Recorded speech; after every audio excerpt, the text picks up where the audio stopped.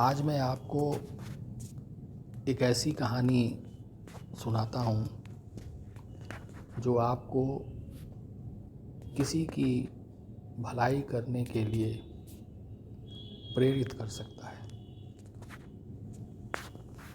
ये कहानी एक कलकत्ता के धनी व्यापारी विपिन जी की है, जो एक बार किसी काम से वाराणसी आए थे और इस वाराणसी दौरे पर उनकी इच्छा हुई कि वे नाव पर बैठकर वाराणसी के सुंदर घाटों को देखें। अपने प्रोग्राम के मुताबिक वो एक घाट पर गए और एक नाव वाले से बातचीत की।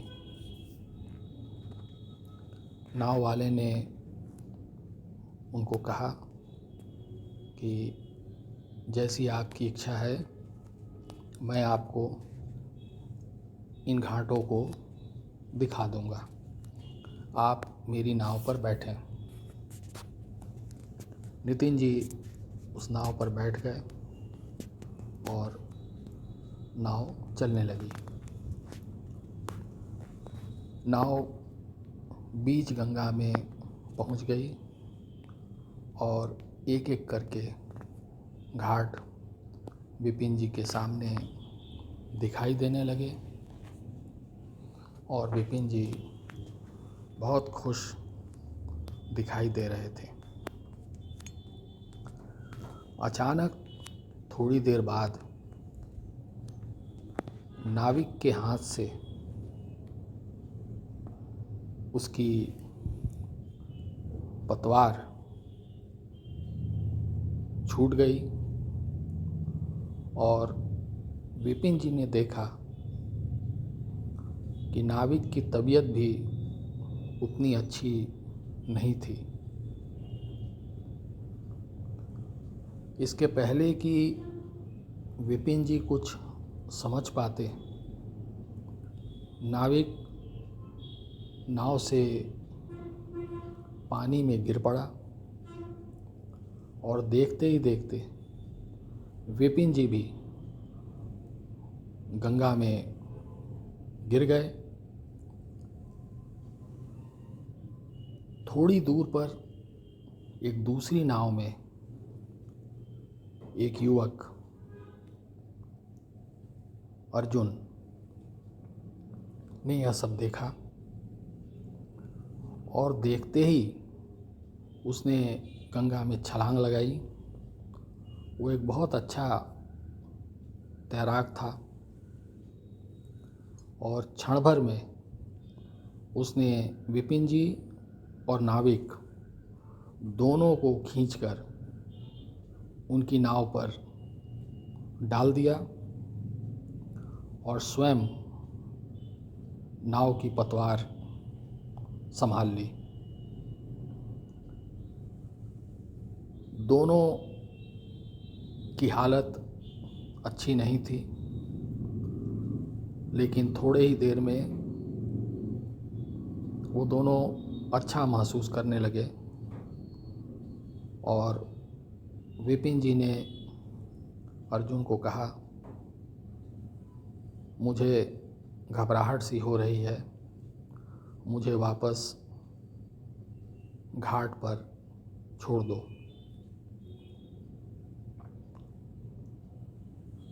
अर्जुन ने कहा, जी कोई बात नहीं, मैं अब घाट पर वापस आपको ले चलता हूँ।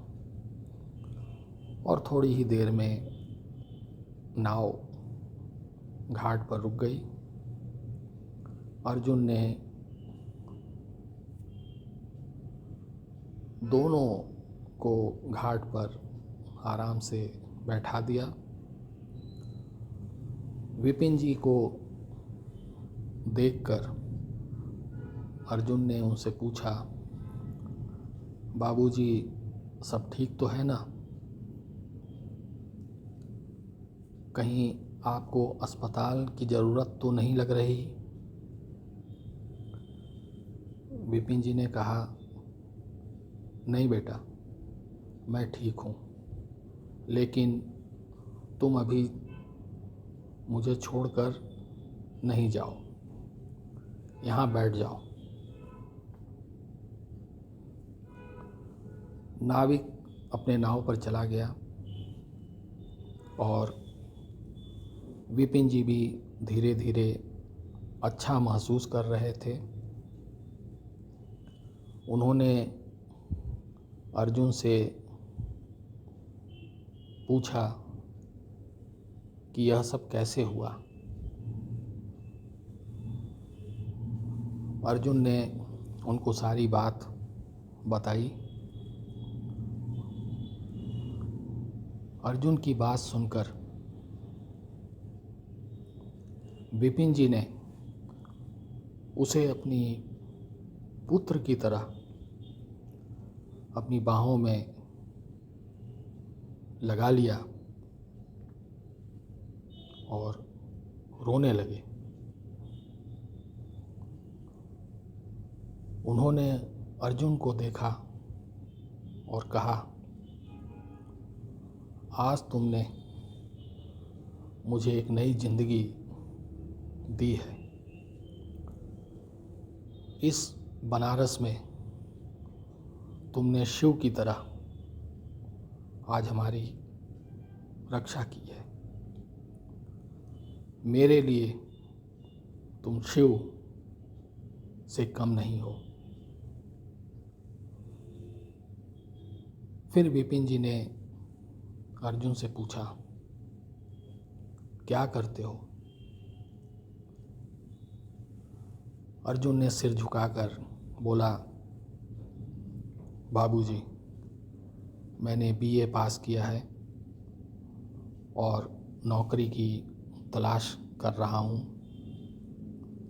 माता पिता भी गरीब हैं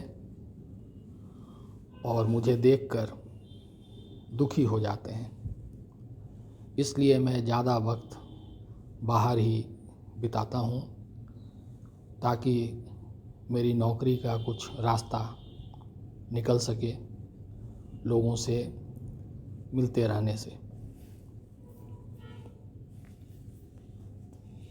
विपिन जी ने बोला,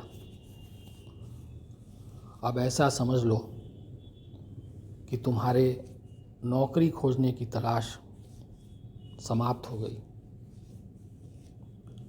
तुम मेरे साथ कलकत्ता चलो और हमारी कंपनी में काम करो। तुम अपने माता पिता को इस बात का जानकारी देकर मेरे होटल में आ जाओ और कल हम लोग कलकत्ते निकलेंगे। अर्जुन ने विपिन जी के पैर पर अपना सर रखकर जोर जोर से रोने लगा। उसने कहा, शिव तो आप हैं विपिन जी, बाबूजी,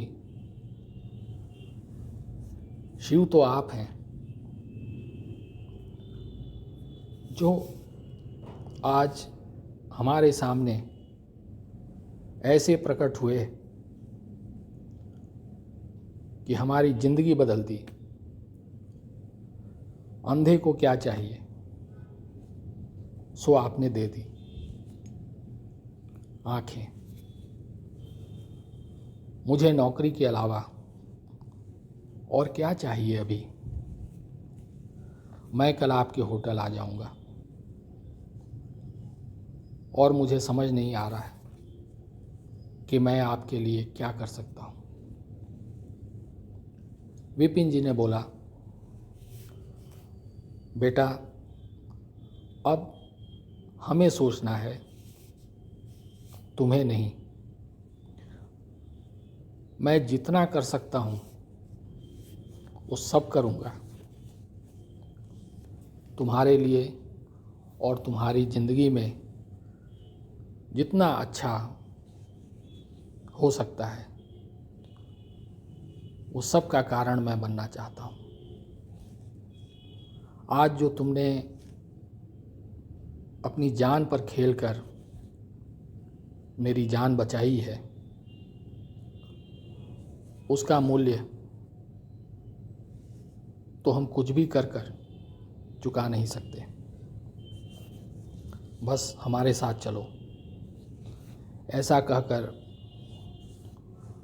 अर्जुन को उन्होंने कल होटल पर आने के लिए कहा और स्वयं एक गाड़ी लेकर होटल चले गए। दूसरे दिन अर्जुन उनके होटल के कमरे पर आया और उसे देखकर विपिन जी बहुत खुश हुए। दोनों कलकत्ते रवाना हो गए और कलकत्ते पहुंचकर अर्जुन को उन्होंने अपने घर पर ही रखा। बहुत आलीशान बंगला था विपिन जी का। उन्होंने अपने परिवार को ये सारी बात बताई। परिवार वालों ने अर्जुन को कहा, तुम तो हमारे लिए भगवान की तरह न जाने कहाँ से उस वक्त आ गए। हम कुछ भी करेंगे तो तुम्हारे काम से कम ही होगा। चलो आराम से हमारे साथ रहो। ये घर अब तुम्हारा भी है। और उसे एक कमरा दिया गया और वो विपिन जी की कंपनी में काम करने लगा। कुछ वर्षों में विपिन जी का स्वास्थ्य के खराब होने के कारण स्वर्गवास हो गया और उन्होंने बहुत बड़ी जायदाद अर्जुन के नाम पर लिख दी थी और कंपनी में काफ़ी बड़ा एक पोस्ट उसे देने के लिए कहा था। और अब अर्जुन एक बहुत धनी और बहुत बड़े कंपनी का एक आवश्यक अंग बन चुका था। उसकी शादी बहुत बड़े घराने में हुई और पूरी ज़िंदगी खुशहाल हो गई। आज अर्जुन के पॉकेट में कुछ हो या ना हो, विपिन जी की एक तस्वीर जरूर होती है। ये उनको अपना शिव मानता है, भगवान मानता है, जिन्होंने उसकी तकदीर बदल दी। उसने तो बस अच्छे तैराक होने के कारण एक छलांग लगाई थी, मगर उसे मालूम नहीं था कि ये छलांग कितनी लंबी है और उसकी ज़िंदगी को कहाँ पहुँचा देगी। हम सभी को कभी भी एक अच्छा मौका मिले किसी की मदद करने की, तो दूसरा विचार नहीं करना चाहिए। पता नहीं होता है कि हमारे उस काम में क्या छुपा हुआ है। और जो अर्जुन के साथ हुआ वह किसी के साथ भी हो सकता है। आशा है आपको ये कहानी पसंद आई होगी। नमस्कार।